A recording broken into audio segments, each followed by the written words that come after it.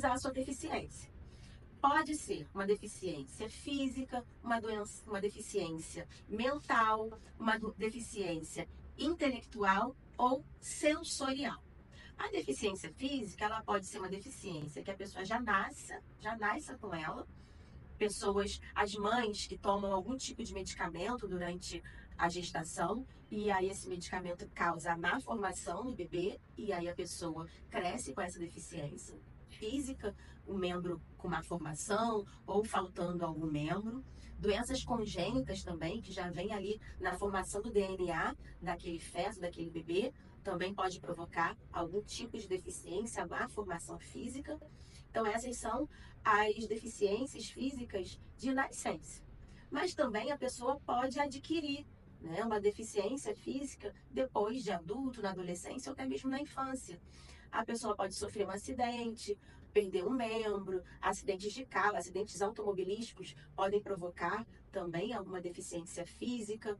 Eu tenho um cliente que ele já adulto, ele é padeiro, ele era padeiro, que agora ele não consegue mais, porque ele ficou deficiente, ele perdeu a mão, ele perdeu um membro, porque durante o manuseio da máquina que faz ali toda a massa do pão, das tortas, ele foi introduzir a mão para tirar algo dali, ou mexendo na máquina mesmo, e a mão dele foi sugada e ficou presa, foi triturada pela máquina. Então ele perdeu a mão. Então ele é um exemplo de uma deficiência física adquirida, porque ele nasceu com os membros, com a mão perfeita, mas por um acidente ele acabou perdendo essa mão. Temos também a deficiência mental. A deficiência mental está muito relacionada às doenças psíquicas, doenças, transtornos psiquiátricos. Por exemplo, uma pessoa que tem esquizofrenia ou algum outro tipo de doença psiquiátrica, que isso comprometa no convívio dela e no dia a dia.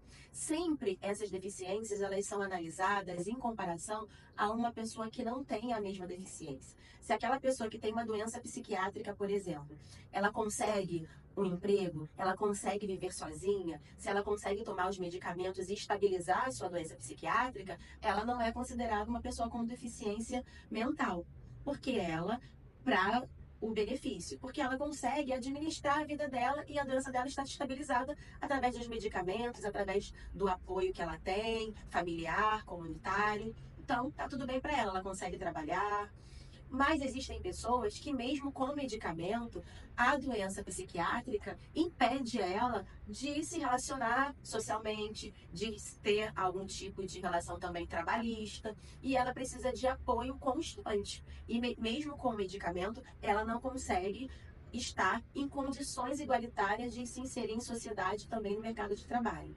A comparação é sempre assim: se aquela deficiência, seja física, mental, intelectual, ou sensorial, ela, em comparativo com uma pessoa que não tem aquela doença, que não tem aquela deficiência, se ela, em comparação, ela tem as mesmas condições de inserção na sociedade. Além disso, temos também a deficiência sensorial. As pessoas que têm algum tipo de deficiência, por exemplo, na visão, na audição. Hoje, nós tivemos um ganho nos últimos anos, que é recente, que as pessoas com a deficiência visual monocular, as pessoas que têm apenas uma das visões, elas podem ter direito ao benefício. As pessoas também com deficiência auditiva, sempre fazendo essa comparação na análise pericial de como aquela pessoa se insere na sociedade, comparando com as barreiras ambientais e sociais e em comparativo com as outras pessoas, como que aquela pessoa está em grau de desvantagem com as demais pessoas na sociedade. Além da sensorial, nós temos a intelectual. São pessoas que têm algum comprometimento no desenvolvimento do cérebro. E ela fica com alguma parte do cérebro, com a questão cognitiva, deficiente, precária, que não foi desenvolvida. Então, ela tem dificuldade de compreensão. Então, as pessoas com algum grau de impedimento e de deficiência intelectual pode ter esse benefício garantido.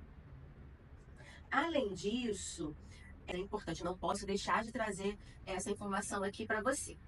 Essa deficiência ou doença grave, a pessoa tem que ter ela pelo menos 2 anos, porque a lei entende que é um tempo mínimo, que se for, por exemplo, uma deficiência adquirida, a pessoa pode se recuperar, tomando os medicamentos, fazendo algum tipo de reabilitação, mesmo que seja no nascimento, vai ali fazendo todo acompanhamento terapêutico, medicamentoso, e a pessoa pode se recuperar. Se em 2 anos a pessoa não se recuperar, aí sim ela pode ter direito ao benefício. Então, ela tem que comprovar que tem essa deficiência ou essa doença grave há pelo menos 2 anos. Ou que, para se recuperar dessa doença, que o prognóstico seja de pelo menos 2 anos, que aí sim a pessoa terá direito ao BPC, sempre analisando com a questão da renda.